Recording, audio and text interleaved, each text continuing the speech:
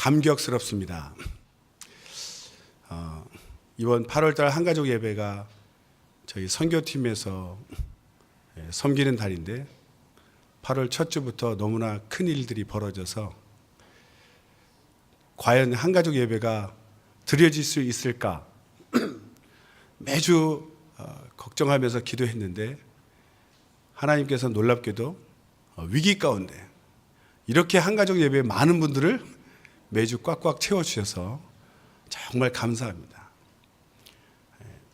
꼭 이번 주까지 아니더라도 이렇게 매주 이렇게 한가족 예배 많이 오셨으면 정말 감사하겠습니다. 먼저 여러분 8월 첫째 주에 이렇게 리플렛 주보에 넣어드렸죠? 네. 갖고 계신 분 있으시네요. 너무 감사합니다. 순서에 보면 원래는 제가 마지막 다음 주 넷째 주에 하게 되어 있는데 오늘 총동원이 되어서 추겨진 전도사님이 대전을 지키셔야 되기 때문에 못 올라오셔가지고 제가 대신 순서를 바꿔서 이렇게 하게 되었습니다. 양해해 주시고요. 그 뒷장에 보면 사진이 2장 있었습니다. 어렴풋이 기억이 나시죠? 예. 사진 하나는 이제 과테말라 성락교회 성도들이 나오고 또 하나는 인도의 크리스천 세미나 장면이 이렇게 나와 있습니다. 그리고 그 위에 이렇게 띠가 이렇게 있는데 거기 영어로 뭐라고 적혀 있는데요. 그 나중에 알려드리겠습니다. 늘 궁금하게 해야지 집중이 되죠. 정말 찬양을 할 때마다 느끼는 것인데 먼저 찬양의 은혜를 받으셔야죠. 하나님께 영광 돌리는 일에 성공하시면 참 이 설교하는 목사 입장에서는 너무나 감사합니다. 이미 다 기경이 돼서 그냥 무슨 말씀을 전해도 은혜를 받으시더라고요.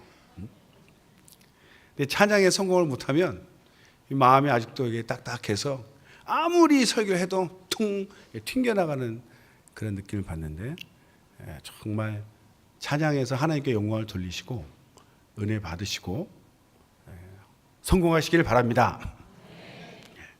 말씀을 읽겠습니다. 오늘 읽을 하나님의 말씀은 마태복음 28장 18절로 20절입니다. 시작. 예수께서 나와 일러 가라사대 하늘과 땅의 모든 권세를 내게 주셨으니 그러므로 너희는 가서 모든 족속으로 제자를 삼아 아버지와 아들과 성령의 이름으로 침례를 주고 내가 너희에게 분부한 모든 것을 가르쳐 지키게 하라. 볼지어다 내가 세상 끝날까지 너희와 항상 함께 있으리라 하시니라. 아멘. 오늘 제목이 해외 선교와 개혁 성도입니다. 굉장히 평범하고 또 단순한 제목이죠. 해외 선교에 대해서 또 말씀을 드리고 또 우리가 보통 성도가 아니라 어떤 성도죠? 개혁 성도입니다. 개혁 성도. 보통이 아니에요. 개혁 성도. 끊임없이 하나님 말씀에 자신을 맞춰가는 또 회개하고 변화되는 그런 성도죠. 개혁이라는 말을 들으면 항상 뭔가 이렇게 새롭게 변화되는 것을 얘기하죠. 왜요? 굳어가니까. 굳는 정도가 아니라 굳다 못해 잘못 엉뚱한 길로 가기도 합니다. 그래서 매일 우리가 씻듯이 마음을 말씀으로 성령으로 예수님께로 계속 가는 것이죠.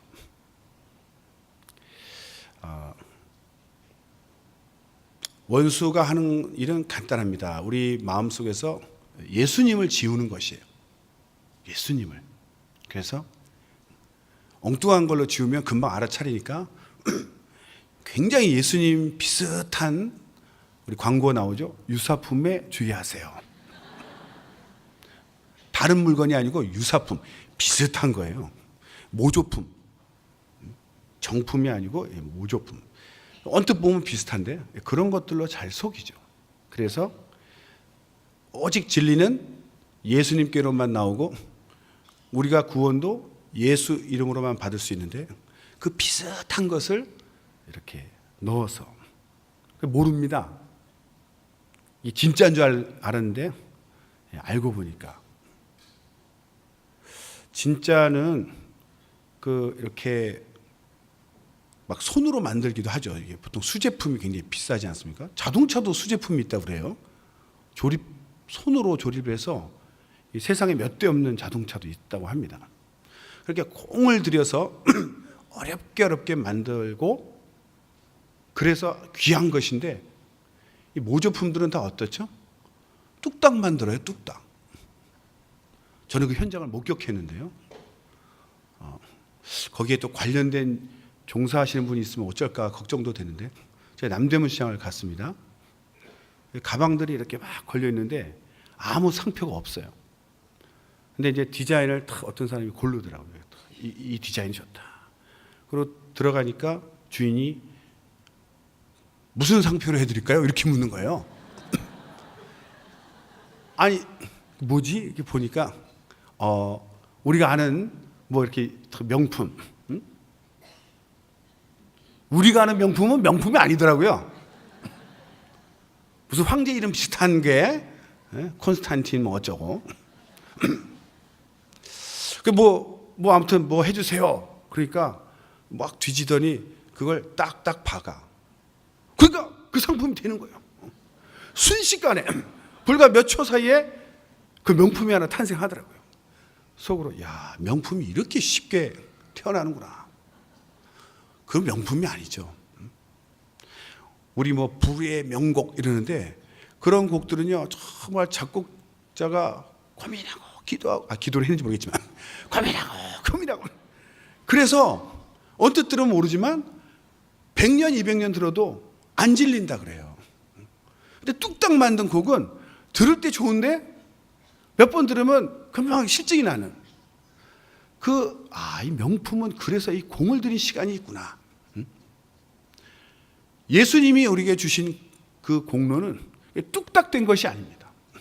창세 전부터 예비하셨고 오늘 선교 시간 맞나요? 네. 예수님은 다 통하니까 예비하시고 작정하시고 많은 선지자들 보내서 알리시고 결국 때가 참에 아들이 오셔서 우리 대신 모진 고통을 통해서 죽기까지 우리에게 주신 것이 바로 구원인데 그걸 비슷하게 뚝딱 가로채 가지고 자기 것으로 만들 일들이 있더라. 그래서 원수 마귀는 바보가 아니에요. 우리를 다 속일 수 있을 정도로 예수님 비스무리한 걸 만들어 가지고 굉장히 은혜로운 걸 만들어 가지고 살짝 우리 마음에 넣어줘서 우리 마음에서 예수님을 지우는데 그냥 주는 게 아닙니다. 예수님 믿고 있다고 생각하는데 사실은 아닌 거 있죠. 제가 처음 목사가 돼서 제가 알고 있는 것으로 예수님을 설명하려고 비유를 들었는데 그 비유가 더 어려웠나 봐요. 그래서 협력실에서 막 전화가 와가지고 설교를 쉽게 해라. 막. 저는 예수님을 더 잘 설명하려고 비유를 들었는데 알고 보니까 어려웠나 봐요. 예를 들어서 이성질체라는 말이 있습니다. 혹시 들어보셨나요? 화학 분자 구조인데요.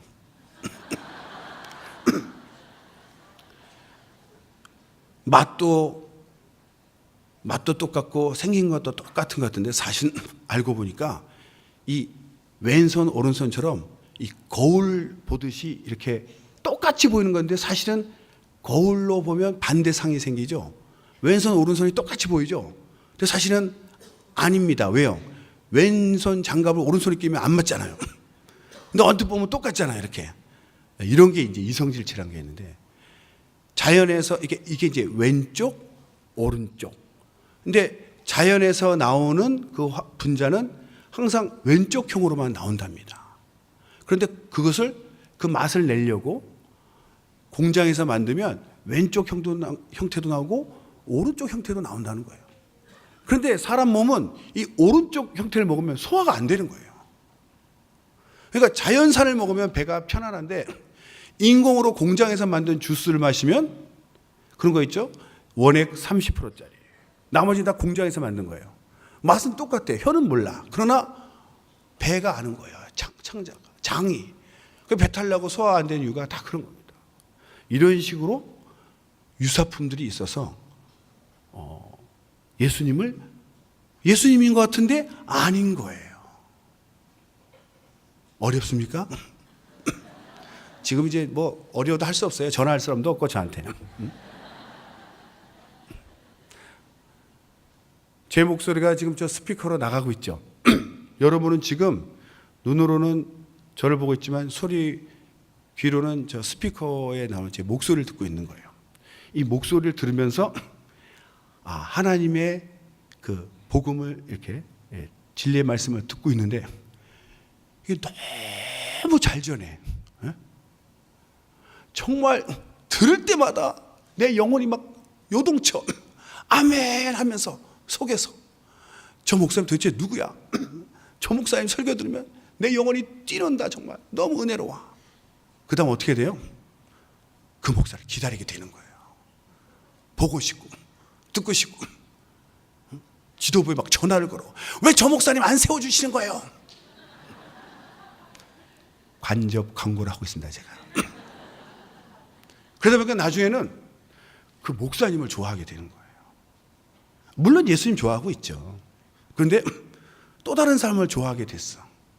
그리고 그분 막 너무 은혜로우니까. 이유가 뭐예요? 은혜를 끼쳐주니까 저분 말씀은 항상 막 진리야. 너무 은혜로워. 그러니까 나중에는 그 목사님에게 홀딱 반해버렸어. 그 다음은 목사님이 실수해도 실수할 수 있지. 그 정도쯤이야. 다 봐주는 거야. 왜? 좋아하니까. 원래 좋아하는 사람에게 관대해지잖아요. 나중에는 콩으로 매주 쓴데도 그럴 수도 있을 거야. 이렇게 되는 거예요. 왜? 아니, 맞죠. 콩으로 매주 쓰는 거지. 네, 맞아요. 팥으로 매주를 쓴다. 죄송해요. 제가 사실 매주를 안 써봐서 그래요.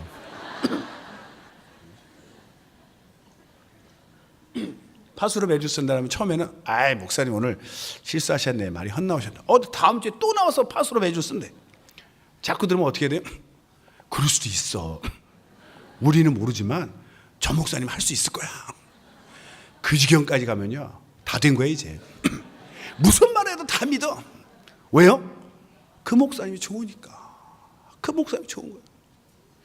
그런 식으로 속이더라고. 막 설교로 괴롭혀. 은혜가 안 돼서 막 졸게 만들어. 누가 따라오겠습니까? 자던 사람도 깨. 조는 사람이 없어.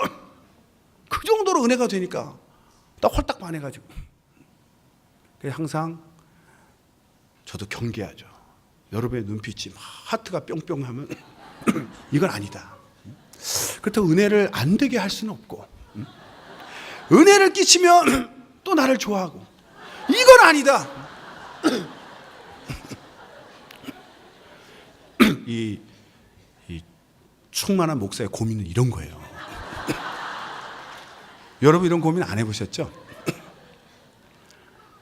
은혜를 끼치면 나를 좋아하고, 또 은혜를 못 끼치면 쫓겨날 것 같고, 이 딜레마예요, 딜레마. 그래서 항상 은혜를 끼치되 예수님을 잊으면 안 되게 해요. 그게 진짜 목사예요. 오늘 본문 중에 그 20절에 19절에 보면 너희는 가서 모든 족속으로 제자를 삼아 이렇게 돼 있잖아요. 모든 족속으로 제자를 삼아 이렇게 돼 있는데 이게 누구의 제자입니까? 여러분은 글자가 없는데도 뭐 저절로 이렇게 막 보이나 봐요. 저는 아무 글자가 없는데, 그러니까 어떻게 해요? 여기다가 내 제자를 삼아야 되겠다. 아무 글자가 없으니까. 넣는 사람이 임자죠. 아니 저 목사님 오늘 무슨 얘기를 하려고 지금. 가끔 다니다 보면요, 쟤 내 제자야, 쟤 내 제자야 이런 사람 있어요. 그 어떻게 제자냐 했더니 고등부 때 자기가 가르쳤다고, 초등부 때 자기가 가르쳤다고. 그런 뜻이었구나. 하지만 그것도 틀렸습니다. 우리가 지금 누구의 말씀을 가르치고 있죠? 예수님의 말씀. 그러면 누구의 제자를 가르치는 거예요? 누구의 제자를 삼는 겁니까? 예수님의 제자를 삼는 거예요. 나도 예수의 제자고 또 예수님의 말씀을 가르쳐서 예수님의 제자를 삼는 거예요. 이게 가장 중요합니다. 선교사님들이 나가서 하시는 일들이 예수님의 말씀으로 예수님의 제자를 삼고 있는 거예요. 그런데 사람이 성령 충만치 않으면 변질이 되는데요, 여기 분명히 모든 족속으로 예수님의 제자를 삼아, 안 보여도 지금 누가 말씀하시는 거예요? 예수님이 말씀하시고 계시니까 이게 당연히 예수님의 제자로 알아야 되는데, 안 충만해지면 영의 귀가 먹어서 주님의 음성이 안 들리고 이게 글자로 보이나 봐요. 이거 뭐야, 누구 제자란 말이 없네. 자기 제자 만들고 싶은 거예요. 그래서 작업을 하는 거예요. 어떻게? 일단 이름을 거창하게 만들어. 무신무신 아카데미, 뭐뭐뭐뭐뭐뭐 이름을 걸어야 될 거 아닙니까? 그리고 그걸 들으려면 거기 가야만 들을 수가 있는 거예요. 또 이거 누가 만들었어요? 누가 만들었지? 내가 만들었지. 그래서 하나님 말씀을 특정 이름을 걸고 처음에는 의도는 좋아요. 뭐 외우기 쉽고 찾기 쉽게 이렇게 간판 걸듯이 뭐라고 걸어놓고, 그런데 가르쳐 보니까 효과가 좋아. 하트 뿅뿅 막 눈들이 막 나타나고. 그러니까 그것이 나중에는 자기가 만든 것처럼 되는 거예요. 저작권까지 받는 현상이 일어나요, 나중에. 아무나 못 가져가게 지적재산 보존본부까지 만드는 현상이 일어난다, 이거. 그리고 이걸 누가 가르쳤습니까? 그러면 뭐를 만든 그 제목, 무슨 아카데미를 만든 그 사람이 만들었다고 얘기하니까 결국은 그걸 열심히 가르치면 자기는 예수님의 제자를 삼는다고 나갔는데, 사람들은 그걸 듣게 되면 나중에 뭐예요? 누가 만들었다고요? 그 저자가 있잖아요. 그 사람의 제자가 돼버린다, 이거예요. 이제는 말할 수 있다. 아니, 왜 박수를? 하나님께 박수? 네, 감사합니다. 제가 한때 약자로 BA라는 기관에서 근무한 적이 있어요. 뭐 말해도 되지만 그냥 뭐 껄끄러워서. 거기 총무로 일할 때인데, 그 하는 일이 뭔가 했더니 어느 나라의 이제 선교사 내지는 뭐 외부 연결된 외국 선교사든 우리가 보낸 선교사든 막 해가지고 매 체크하는 게 있더라고요. 제일 중요한 거, 무신무신 아카데미를 수료생을 몇 명 배출했는가. 그게 제일 중요해요. 근데 그때는 그게 그 기관의 업무니까 열심히 했는데, 이제 정신이 들고 보니까 나가신 선교사님들도 맨 하는 게 뭐예요? 그거 열심히 가르쳐가지고 이번에 몇 명 수료생 몇 명 나왔습니다, 배출했습니다. 본인은 지금 예수 이름으로 나가서 예수 제자 삼는다고 열심히 가르쳤는데, 막상 가르친 사람, 가르쳐 키운 제자들이 누구를 따라가요? 그 사람을 따라가더라니까. 가르친 사람이나 예수님이 아니라 그 말씀, 그 무슨 아카데미 지어낸 그 사람을 따라가는 거예요. 그럼 어떻게 된 거예요? 잘못 가르친 거죠. 그러니까 이게 성경을 가르친다 그러고 예수님의 말씀이라고 분명히 저자를 밝혀야 되는데, 무슨 기관의 이름을 대고 그 강의 기관 이름을 가르쳐서, 그럼 누가 만들었냐? 사람이 만든 거잖아요.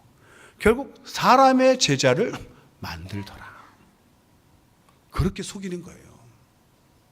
그래서 우리는 항상 예수님의 제자, 예수님의 말씀, 내 영혼 속에서, 성도들의 심령 속에서 예수님의 이름이 가려지지 않도록 늘 그것부터 신경을 써야 되는 겁니다. 할렐루야. 예수님의 제자를 삼자. 두 번 시작. 예수님의 제자를 삼자. 예수님의 제자를 삼자. 탄력받아서 꼭 3번씩 하시는 분 있어요. 초대교회가 무슨 일을 했냐면요, 장면이 기억나시죠? 사도행전 보면 재산을 다 팔아가지고 서소경 목사 앞에 다 갖다 놓는 거예요. 이게 뭡니까? 이걸 가지고 우리 교회 어려운 사람을 위해서 써주세요. 아, 그렇습니까? 감사합니다. 그래가지고 알아봐가지고 어려운 사람들이 다 나눠줬다 이거. 그 초대교회 때 그런 일을 했어요. 그게 바로 뭐예요? 구제. 성도 중에, 교회 중에 어려운 사람이 없도록 늘 채워주는, 그게 구제였습니다. 또 하나의 일이 뭐죠? 복음을 전하는 거죠. 복음을 전하는 것. 복음을 전하는데 꼭 동네에서만 전하는 게 아니에요. 하나님이 가라는 곳으로 여기저기 막 흩어져서 복음을 전했습니다. 그걸 뭐라 그러죠? 오늘의 제목, 선교다예요. 선교. 그러니까 구제와 선교는 초대교회 때부터 하나님이 시작하셨고 지금도 하고 앞으로도 해야 될 교회의 일이 바로 구제와 선교. 이건 아주 뭐라 하죠? 기본 중에 기본입니다. 구제와 선교 한번 해볼까요? 시작. 구제와 선교. 구제와 선교. 그런데 구제는 옆에 있는 사람이 이렇게 나눠주니까 잘 되는데, 선교 그러니까 좀 잘 안 와닿는 분이 있어요. 네. 제대로 안 해봤어요. 제가 깨달은 것이 뭐냐면, 사람이 이제 육체 안에 있다 보니까 내 영혼이 이 육체와 이 육체를 초월할 수 없죠.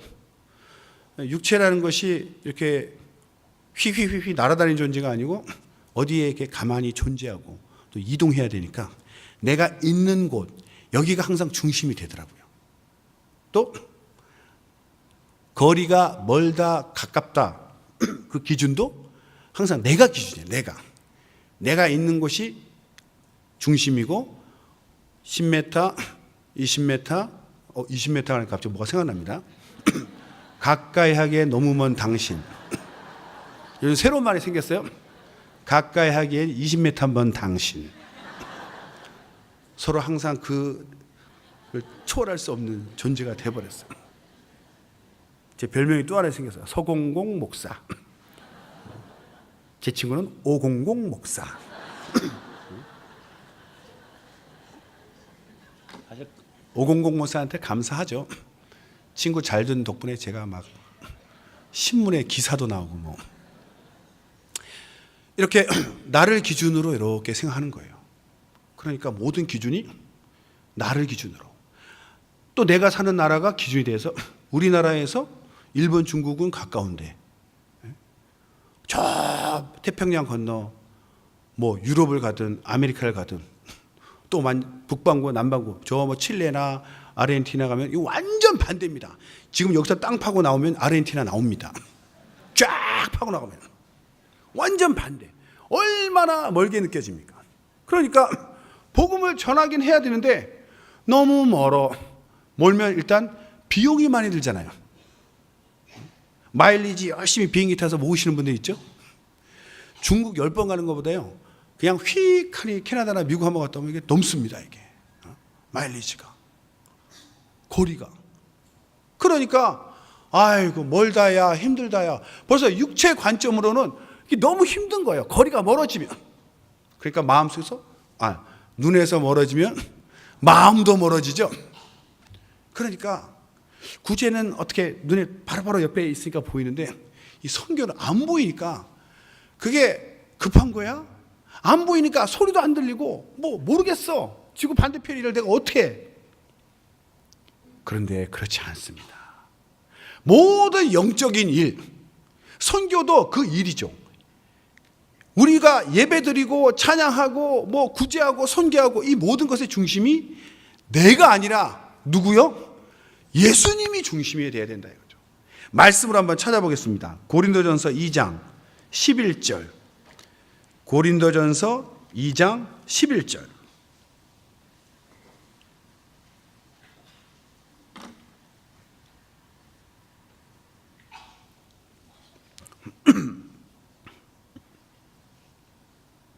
자, 시작. 사람의 사정을 사람의 속에 있는 영 외에는 누가 알리요? 이와 같이 하나님의 사정도 하나님의 영 외에는 아무도 알지 못하느니라. 왜 하나님이 우리에게 성령을 보내주셨겠어요? 도무지 내 마음으로는 하나님의 깊은 뜻을 깨달을 수가 없어요. 하나님이 직접 오셔서 알려주셔야 알 수 있다는 거예요. 11절 있고 그 다음에 14절 한번 읽어볼까요? 그리고 16절을 읽을 것입니다. 14절 시작. 육에 속한 사람은 하나님의 성령의 일을 받지 아니하나니 저희에게는 미련하게 보임이요 또 깨닫지도 못하나니 이런 일은 영적으로야 분변함이니라. 16절. 누가 주의 마음을 알아서 주를 가르치겠느냐? 그러나 우리가 그리스도의 마음을 가졌느니라. 아멘. 성령을 받지 않으면 하나님의 마음을 알 수가 없대요. 그리고 또 육에 속한 사람, 성령 받지 않은 사람, 또는 성령을 받았는데도 성령을 골방에 거의 모셔다 드리고 전혀 성령과 교제가 없는 분도 육에 속한 사람이라 볼 수 있어요. 그런 사람은 하나님의 성령의 일을 받지도 않고 보여줘도 어떻게 본다고요? 미련하게 본다는 거예요. 요즘 미련하다는 단어 씁니까? 요즘 말로 뭐죠? 어리석게 본다는 거예요. 애가 이렇게 미련하냐? 우리 어르신들이 많이 쓰던 말이에요. 애가 좀 미련해. 뭐죠? 바보스럽다 이거야. 머리가 둔하다. 깨닫지 못한다 이거예요. 어리석다. 육에 속한 사람은요, 그 거룩하신 하나님의 성령의 일을 볼 때 받지도 않고 줘도 미련하게 본다는 거예요. 깨닫지도 못해요. 선교 하나님의 일입니다. 예배 하나님의 일이에요. 구제 하나님의 일이에요. 그런데 육에 속한 사람은 자기가 항상 기준이에요. 하나님 기준이 아니고, 그래서 자기한테 유익한 거는 좋은 일로 느끼고 막 열심히 해. 그런데 자기랑 상관이 없고 또 나한테 손해본다? 이런 일은 안 하더라 이거죠. 왜? 그 왜 손해볼 일을 왜 해? 미련하게 보인다는 거예요. 그러나 하나님의 일을 하기 위해서는 성령을 받아서 하나님의 마음을 알아야 된다.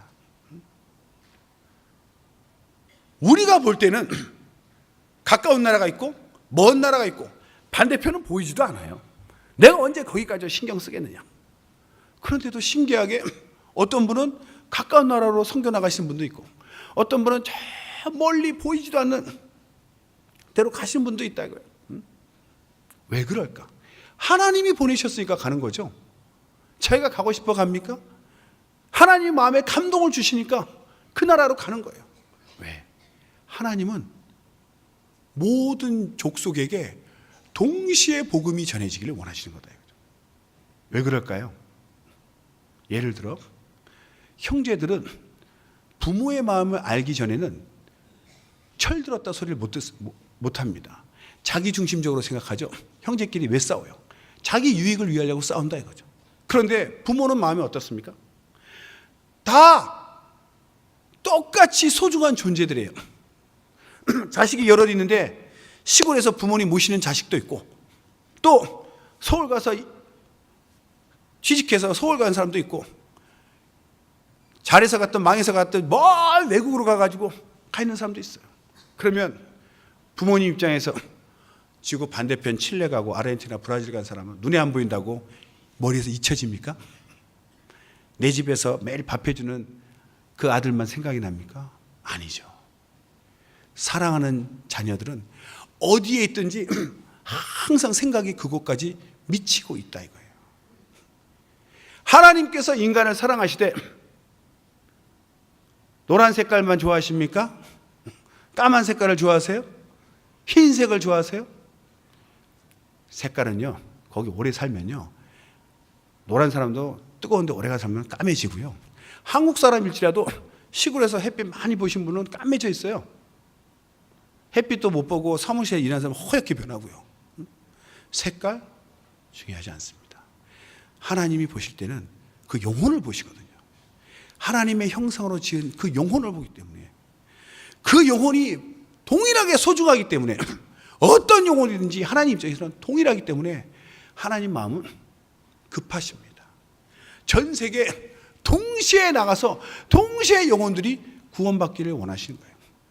먼 우주, 아니 우주보다 먼 하늘에서 지구를 바라다 볼 때, 지구 표면이 뭐 어디가 멀고 어디가 가깝게 느껴지겠습니까?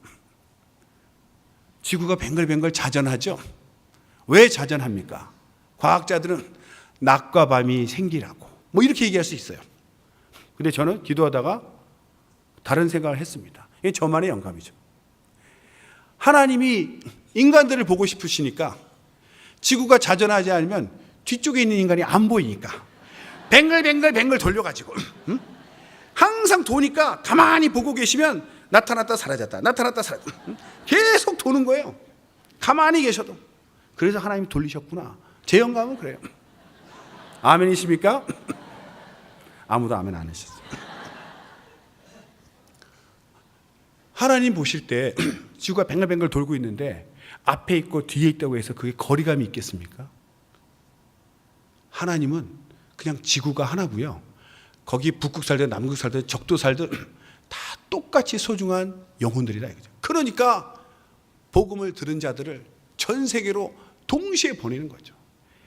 하나님은 우리 인류를, 모든 인류를 사랑하시기 때문에 거리, 그런 개념 없습니다. 우리가 마치 사랑하는 자녀들이 해외에 나가 있든 국내에 있든 다 어디 있는지 한눈에 다 마음에 다 들어와 있는 것처럼, 그것이 바로 주님의 마음이고, 그래서 선교할 때는 멀고 가깝고가 의미가 없는 거예요. 오직 주님은 모든 인류가 구원받기를 원하시기 때문에 어떤 사람은 멀리 보내기도 하고 어떤 사람은 가깝게 보내기도 하고, 가라니까 가는 거죠. 가는 사람 입장도 너무 멀어요 할 수 있어요. 그러나 주님께서 보내시니까 순종하는 마음으로 가는 거죠. 선교뿐만 아니라 모든 일을 할 때, 모든 신앙생활 자체가 내가 중심이 되면 그때부터 따지기 시작하지만, 하나님의 마음, 성령을 모시고 하나님 아버지의 마음, 그 사정을 알게 되면 육체로는 힘들고 불만이 있을지라도 능히 감당하게 됩니다. 그래서 해외 선교가 육신으로는 힘들지만 하나님의 마음을 알고 그 사랑을 알면 어떤 영혼을, 어떤 지역이라도 하나님 뜻대로 순종해서 가게 됩니다.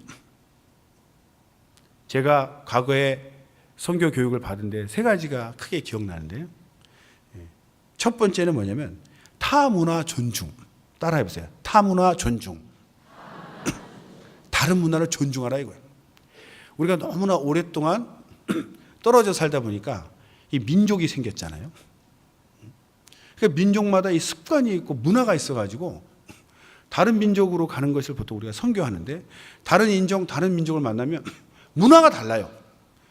근데 항상 우리는 죄인의 습성이 있어서 이기적인 마음으로 내가 중심이죠, 내가. 내 문화, 내 나라가 중심이다 보니까 다른 걸 만났을 때 다르다라고 생각해야 되는데 잘못됐다, 틀렸다라고 생각하고 막 가르쳐 주려고 그래요.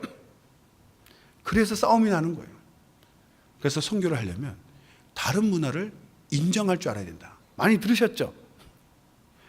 우리나라에서 제일 가까운 나라가 어디예요? 동쪽으로 가면 일본이고 서쪽으로 가면 중국입니다. 생긴 것도 제일 비슷해요.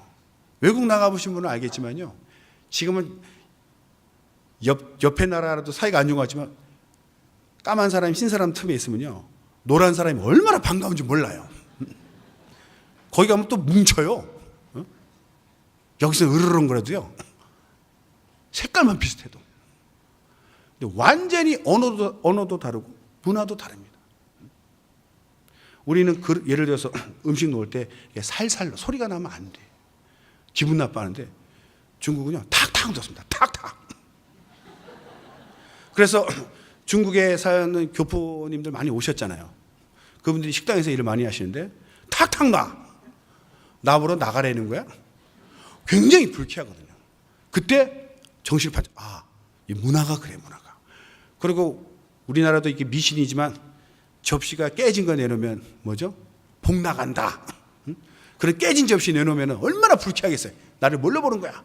중국 가면요 막 깨진 접시에다 밥을 담아줘. 확 기분이 나쁘죠. 참아야 돼요. 물어보면요 친구는 오래될수록 깊은 사이다. 그러니까 그릇도 오래되면 다 깨지잖아요. 그래서 일부러 당신과 나는 깊은 사이라는 의미로 깨진 접시에다 주는 거예요. 그렇게 감사할 수가. 몰랐을 때는 내가 복 없는 놈이라고 날 그렇게 오해를 하는 거예요. 동쪽으로 가면 일본이라는 나라가 있는데요. 참 그래. 우리 이제 예수 믿으니까 그런 거 많이 안 하겠지만 우리는 밥을 들고 먹습니다. 아니 이렇게 놓고 먹죠. 우리가 급해서 들고 먹으면 그건 쌍놈이나 하는 것이지. 뭐 옛날에 그 어른들이 그랬어요. 쌍놈들이 뭐 종이 이렇게 들고 먹는다고. 일본 가니까 다 들고 먹어. 저 일본 안 가봤습니다. 중국은 많이 가봤는데. 근데 일본 식당은 가봤어요. 숟가락도 안 줘요. 젓가락밖에 안 줘. 그러니까 어떻게 먹겠어요? 들고 먹어야지. 젓가락으로 먹어야 되니까. 자연스럽게 이렇게 되는데 그걸 그렇게 비하한다 이거예요. 근데 일본 사람들은 어떻게 생각하는지 아세요? 밥을 당연히 들고 먹어야지. 밥을 놓고 먹는 건 뭐예요? 개들이 밥을 놓고 먹는다 이거예요. 개가 밥 들고 먹는 거 봤습니까? 놓고 먹잖아요. 그렇게 우리를 또 비하하는 거예요. 그러니까 자기 기준으로 하니까 이건 완전히 서로를 무시한다 이거예요. 그래서 타 문화를 존중할 줄 알아야 돼요. 그건 숟가락이 없는 문화니까 젓가락으로 먹어야 되니까 다 흘리니까 가까이 입을 대고 먹어야 되는 거예요. 그럼 숟가락을 주든가 이런 문명의 도구를 사용하시오 이렇게. 그래서 절대로 타 문화를 무시하면 안 됩니다. 또 뭐 생각이 날 듯 말 듯 한데요.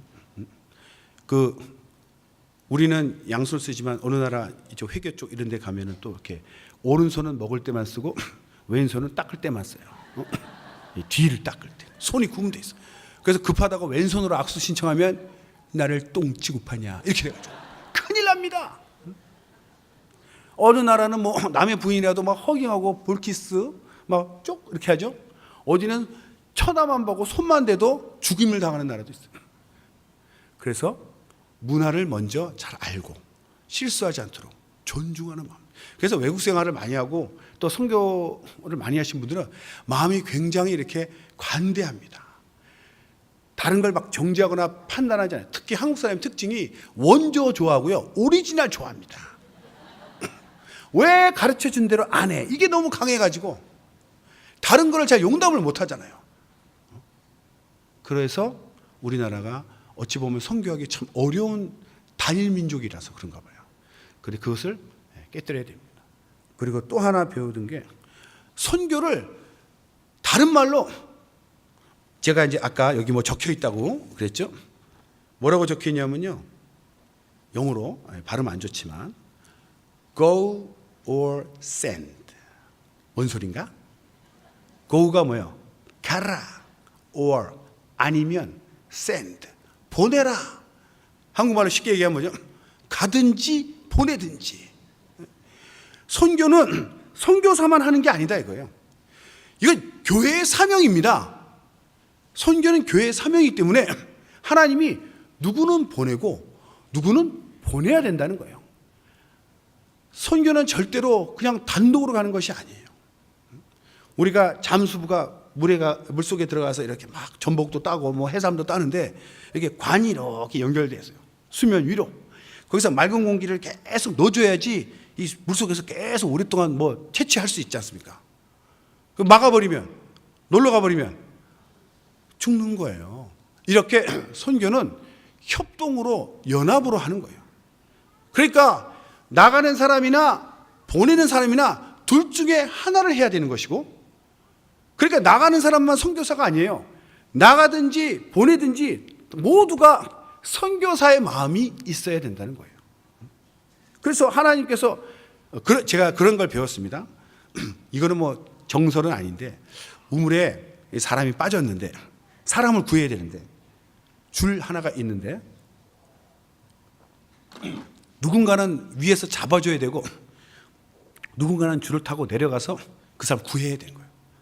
근데 내려가지 않으면 구할 수도 없고 또 잡아주지 않으면 내려간 사람조차도 못 올라오잖아요. 누군 잡아야 되고 누군 내려가야 돼요. 당신은 어느 것이 중요하다고 생각합니까? 한번 물어볼게요. 잠깐 1초 생각하시고. 내려가는 게 중요하다, 사람을 구하기 위해서. 한번 손 들어보세요. 오히려 손 들고 싫어하죠.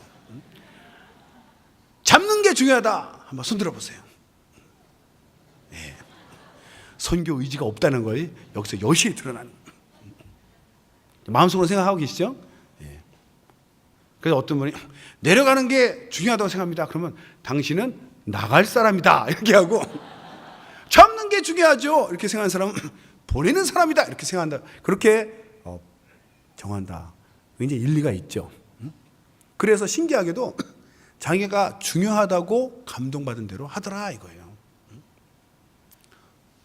선교 나가면요, 첫째로 너무 외롭습니다.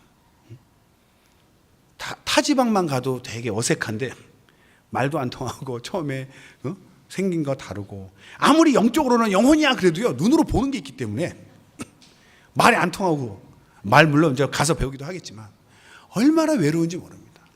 그래서 사실 선교사를 보내면요, 첫째는 막 영적 전쟁을 하러 갔기 때문에 기도를 막강하게 해줘야 되고요, 계속 안부를 물어줘야 돼요.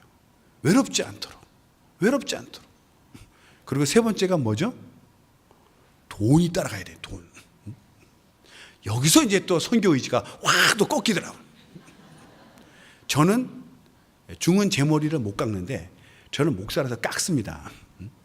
무슨 말이냐면, 원래 제가 다음 주에 마지막 때 하려고 한 이유 중에 하나가 뭐냐, 좀 후원금 좀 작정하려고 그걸 쫙 돌리려고 했는데, 제가 세 번째 하는 바람에 그거 못하고 있어요. 다음 주에 오시면 꼭 좀 해주시고, 또 어려우시면 제가 지방으로 보내드릴 수도 있어요. 신부님, 제가 어릴 때 성당 다니는데 신부님은요, 돈 얘기를 못 하더라고요. 그래서 다른 분이 올라오셔서 얘기하고 말씀만 전하는데, 저는 목사기 때문에 얘기할 수 있습니다. 이제는 말할 수 있어요. 왜? 선교지가 대부분 우리 지금보다 좀 어려운 나라로 갑니다. 그러니까 거기서 이렇게 자체 조달이 안 될 때가 많아요. 그러면 가지고 간 돈 다 쓰면 이제 선교 가족들 다 굶어 죽는 거거든요. 그러니까 육체가 선교 일을, 영혼이 선교 일을 할 수 있도록 그 육체도 같이 가니까 그 육체에 필요한 물질, 뭐 학비를 보내든 생활비를 보내든 건축도 교회를 지으면 건축비를 보내든 계속해서 물질도 보내줘야 되는 거죠. 첫 번째가 뭐라고요? 기도. 두 번째는 관심. 세 번째는 물질. 소리가 안 들리네요, 세 번째가 하니까. 이것을 우리는 선교할 때 잊지를 말아야 되는 거예요. 그러니까 첫 번째는 제가 말씀드린 게 뭐라고 했죠? 저도 잊어먹었네요. 타문화를 존중해야 되고, 여러 가지인데 제가 몇 개만 간단하게. 두 번째는 가든지 보내든지, 즉 우리가 모두가 선교의 사명을 갖고 선교의 주체가 돼야지, 나가는 사람만 선교사가 아니라는 거예요. 보내는 선교사도 똑같은 선교사입니다. 그 마인드, 교회의 사명 자체가 구제와 선교라는 것 자체를 알아야, 그렇구나, 그렇게 아시고. 세 번째로 제가 알려드리고 싶은 것이, 저기 지하철 2호선 합정역 가시면 양화진 선교사 묘역이라는 데가 있습니다. 가보신 분 있으세요? 저도 가봤는데요, 신학교 다닐 때. 거기가 뭐냐면, 그 고종 대한제국 고종 황제 때 우리나라를 위해서 공헌한 사람들의 외국인들을 위해 외국인으로서 우리나라를 위해서 큰 일을 하신 분들을 돌아가셨을 때 그분들의 묘를 쓸 수 있도록 그 공원묘지 같이 이렇게 터를 마련해 줬다. 그게 양화진 선교사 묘역이라고 하는데요. 사실은 꼭 선교사뿐만 아니고 외국인이면 다 돼요. 거의 뭐 꼭 선교사 아니더라도 뭐 언론인도 되고 뭐 여러 가지 우리나라를 위해서 헌신하신 외국인들 한 500여 묘가 있습니다. 500개 정도가 있는데 그 중에 선교사 가족 포함해서 선교사 분들의 묘가 145개가 있어요. 현재 거기 가보면요 이름이 이렇게 적혀 있고 몇 년도에서 몇 년도 그 태어났다가 똑같아요. 이 사망한 그 연도가 있어요. 그 중에 막 어떨 때 보면요 연도 예를 들어서 1905부터 1908 이렇게 돼 있는 묘도 있어요. 이게 뭐지? 어떻게 생각이 드세요? 그렇죠. 부모님 따라와서 여기서 태어났든지 거기서 태어났든지 3년 살고 소위 말해서 우리나라 선교사가 해외에 나갔을 때 걸리는 병이 뭐죠? 보통 풍토병이라 하죠. 외국인이 한국에 와서 한국 사람 멀쩡한데 외국인이 한국에 와서 걸리는 한국 풍토병에 걸려서 3살 만에 소천한 거죠. 그런 묘를 보면요 눈물이 팍 돌더라고요. 눈물이. 얘는 그냥 부모님 따라와서 뭐가 뭔지도 모르고 살다가 그냥 갑자기 하늘나라 간 거예요.